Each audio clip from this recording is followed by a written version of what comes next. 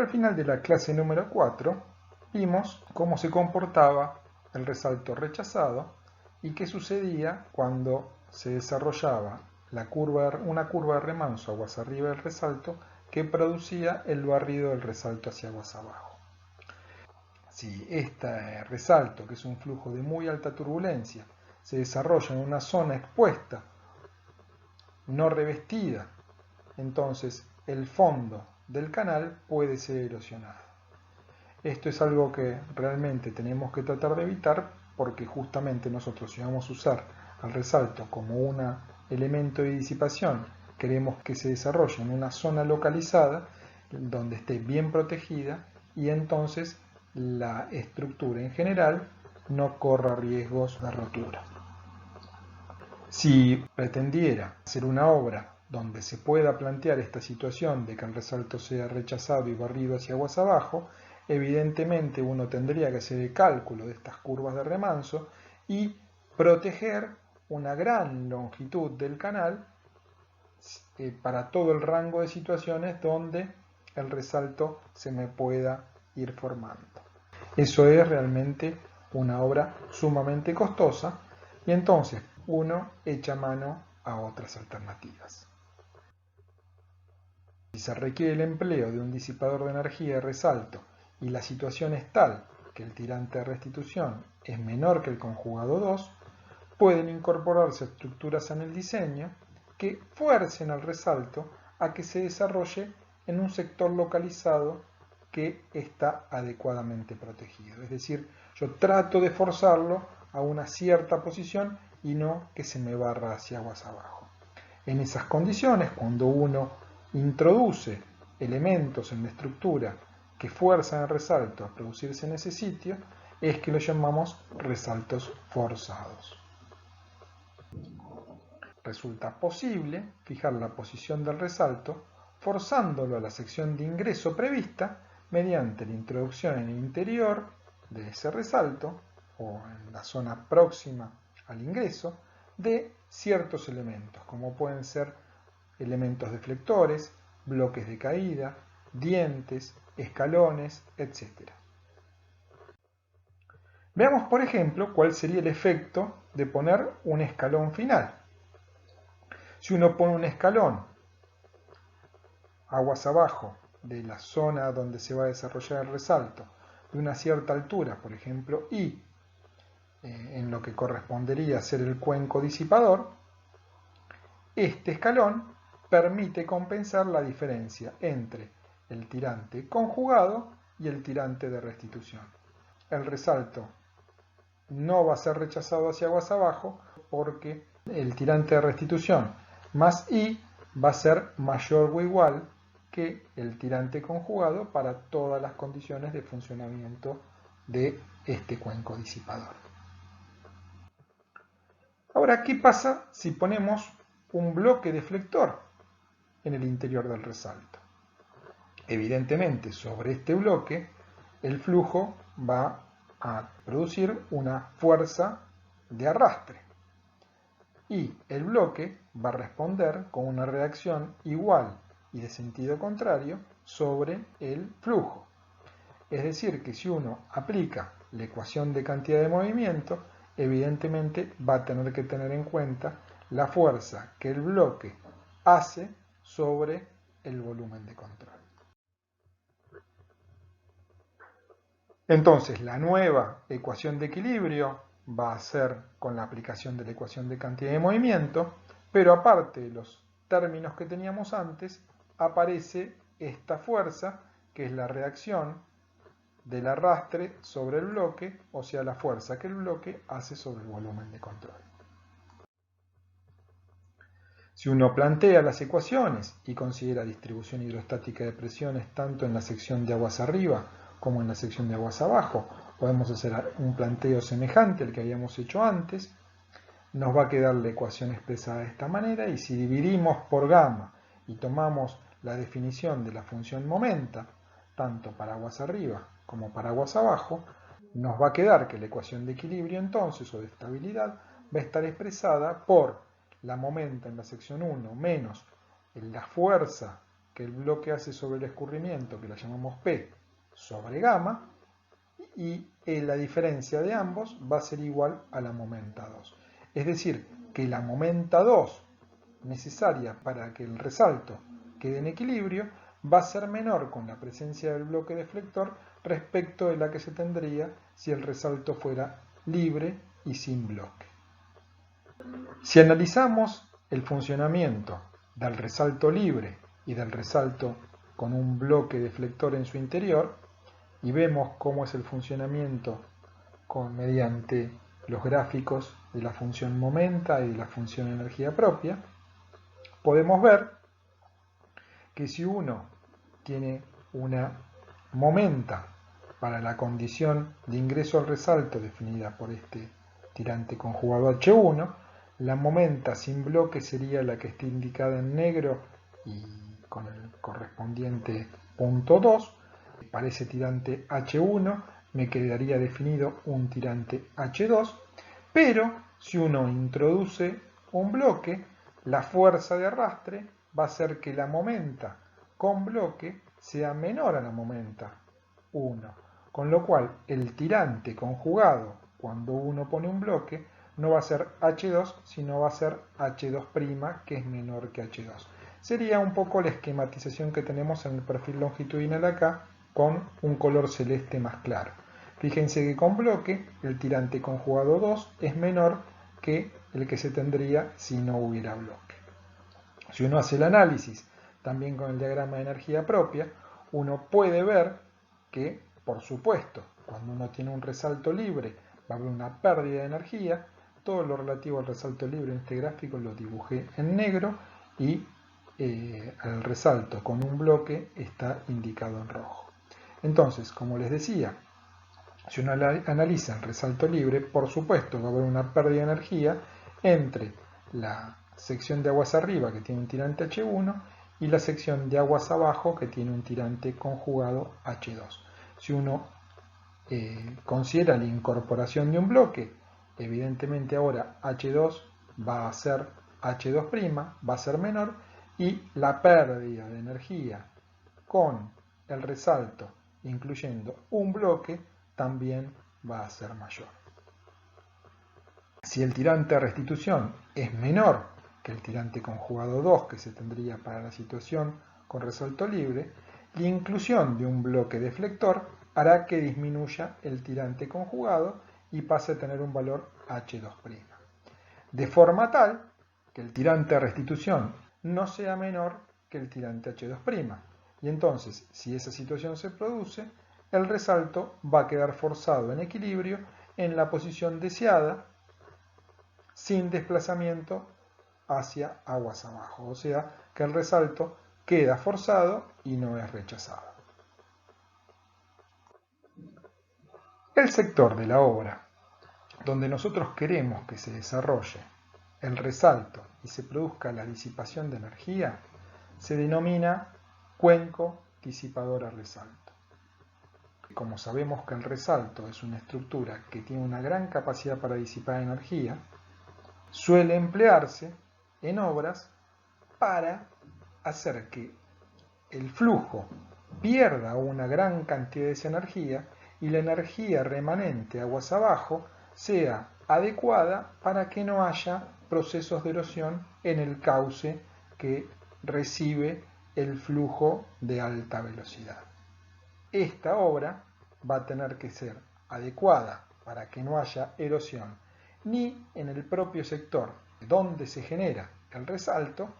pero también que no haya erosión aguas abajo de esa estructura porque la disipación de energía fue adecuada. El resalto hidráulico utilizado para disipación de energía a menudo se confina parcial o totalmente en un cierto tramo del canal, y ese tramo del canal donde se confina el resalto hidráulico para las distintas condiciones de operación o las distintas condiciones de caudal que pueden escurrir es lo que se llama cuenco disipador. Y normalmente este cuenco disipador tiene el fondo recubierto como para resistir la socavación debida a por un lado, las altas velocidades y por otro lado, a la gran turbulencia y las fluctuaciones de velocidad y presión que se tienen como consecuencia de la turbulencia en el resalto. También en el cuenco disipador suelen instalarse accesorios para controlar el resalto dentro del cuenco. Estos accesorios, ¿qué son? Bueno, son esos bloques que vimos antes, son los escalones que también vimos antes, y estos elementos, por un lado, hacen que el resalto se esfuerce a formarse en ese lugar, pero también acortan el tamaño y el costo del cuenco disipador. La función de los obstáculos interpuestos en el flujo, por un lado, aseguran la formación del resalto y a su vez controlan la posición en todas las condiciones de operación. Estos cuencos disipadores han sido muy estudiados a través de muchos años de experiencia, de observaciones, tanto en estructuras existentes como en investigaciones en modelos físicos, y de todos esos análisis, experiencias y ensayos e investigaciones se han desarrollado algunos diseños estándar. Diseños estándar hay un montón, pero estos cuencos con diseños estándar suelen estar provistos con accesorios especiales. Normalmente hay tres tipos de accesorios, que son los bloques de caída, los umbrales o escalones finales y los bloques deflectores o dientes deflectores. Los bloques de caída normalmente son estructuras que se localizan al pie de la rápida, o sea, al pie del canal de fuerte pendiente de ingreso al cuenco, y se utilizan para tratar de conformar una estructura dentada, ¿sí?, que haga que el flujo se transforme en distintos jets en la entrada del cuenco. Es como que quiere romper el flujo en la entrada del cuenco. Los umbrales normalmente son umbrales finales, es decir, que se colocan al final en el extremo de aguas abajo del cuenco disipador y tratan de reducir la longitud del cuenco y controlar la posición y a su vez la socavación aguas abajo. Los pilares deflectores son esos bloques, como el que analizamos cuando hicimos el análisis de la ecuación de cantidad de movimiento, que se localizan en posiciones intermedias sobre el piso del cuenco y disipan energía a través de la acción de impacto y arrastre. No solamente disipa energía, sino que, como vimos, también hacen que, por la variación de momento en la sección de aguas abajo, el tirante conjugado disminuya respecto del que le correspondería un resalto libre. Si bien contamos con varios diseños estándar de cuencos disipadores, para grandes obras o en caso de condiciones de diseño complejas, lo que es recomendable no son tomar solamente los diseños estándar, sino hacer un estudio específico de la obra de disipación de energía, y para eso suelen hacerse estudios y ensayos mediante el empleo de modelos físicos. Cuando las situaciones son de carácter general, donde son muy repetitivas o las estructuras son más simples, uno puede seguir las recomendaciones de diseños de cuencos estándar, y contamos con un gran número de diseños estándar para diversas condiciones de funcionamiento. Estos diseños estándar lo que tienen es que, como están muy probados y han sido muy usados, uno sabe que para ciertas condiciones de funcionamiento no tienen problemas, tienen una buena capacidad de disipación de energía, a veces se diseñan para controlar el oleaje y también eso están muy testeados. Entonces, cuando las condiciones de diseño son simples, en realidad es una buena alternativa. Hay un montón de diseños estándar. Yo acá los que les voy a mostrar son algunos diseños que son los del Bureau of Reclamation de los Estados Unidos, que ya tienen varios años, varias decenas de años, y han andado bien y todavía hoy se siguen utilizando en forma extensiva. Vamos a ver los diseños más tradicionales de cuencos del United States Bureau of Reclamation, que son los tipo 1, tipo 2, tipo 3, tipo 4 y tipo 5. El diseño tipo 1 se corresponde con un piso plano, sección rectangular, sin ningún accesorio, y es el correspondiente al resalto clásico. Este tipo de cuenco obviamente lo hace costoso porque no tiene ninguna estructura que trate de acortar la longitud del resalto y tampoco tiene elementos de control para fijar la posición del resalto. El cuenco tipo 2 del United States Bureau of Reclamation se desarrolló para cuencos disipadores de vertederos de presas altas y para estructuras de grandes canales. Cuenta con bloques de caída, que son elementos que se colocan al pie de la rápida y fuerte pendiente. Fíjense que en general son bloques que transforman el flujo con esta estructura dentada, rompiéndolo en chorros de distinta inclinación en lo que es la entrada al cuenco disipador. Y también este tipo de cuencos cuenta con un umbral dentado cerca del extremo de aguas abajo que también trata de dividir el flujo en su extremo de aguas abajo, tratando de evitar fenómenos de erosión en el sector localizado aguas abajo del cuenco disipador. Como este tipo de estructuras fue diseñada para presas altas, en realidad normalmente las velocidades de ingreso al resalto son muy altas, entonces justamente puede ser que haya una velocidad residual aguas abajo y por eso es que se conforma este perfil dentado. No se utilizan bloques deflectores en el interior, pues las velocidades pueden ser tan altas y las fluctuaciones de presión y velocidad en proximidades de un bloque pueden ser muy importantes y se puede producir cavitación. El cuenco tipo 3 tiene bloques de caída, tiene pilares o bloques deflectores y tiene un escalón final continuo. En este tipo de cuencos funciona bien para condiciones de flujo incidente mayores a 4,5, es decir, para resaltos estables, y cuando tenemos velocidades de ingreso moderadas, no velocidades muy altas, pues como tenemos bloques, si tenemos velocidades muy altas podemos tener fenómenos de cavitación. El cuenco tipo 3 reduce sustancialmente la longitud del resalto y esta reducción puede llegar a ser del orden del 60%. Acá tenemos un gráfico donde tenemos cómo es la longitud del resalto en función del número de Froude para vertederos del tipo 1, vertederos del tipo 2, vertedero tipo 3. Fíjense que para un cierto número de Froude, como podíamos ver acá, la longitud del resalto es menos de la mitad del que le correspondería a un vertedero tipo 1. El cuenco tipo 4 se suele emplear cuando tenemos números de Froude en rango de 2,5 a 4,5 y tenemos en general es la condición para la que se forme un resalto oscilante.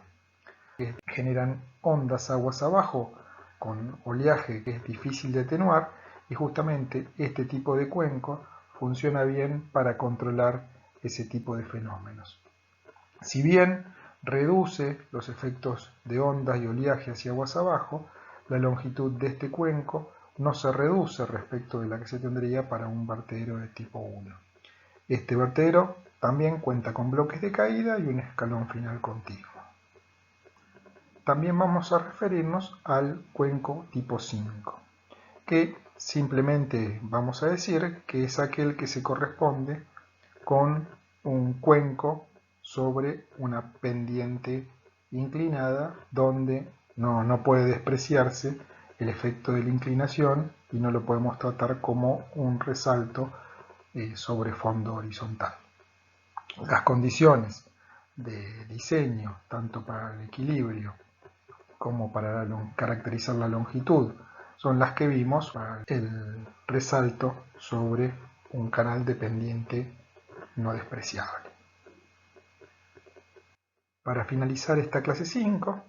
les dejo una serie de afirmaciones para que ustedes analicen cuáles son las correctas y cuáles no.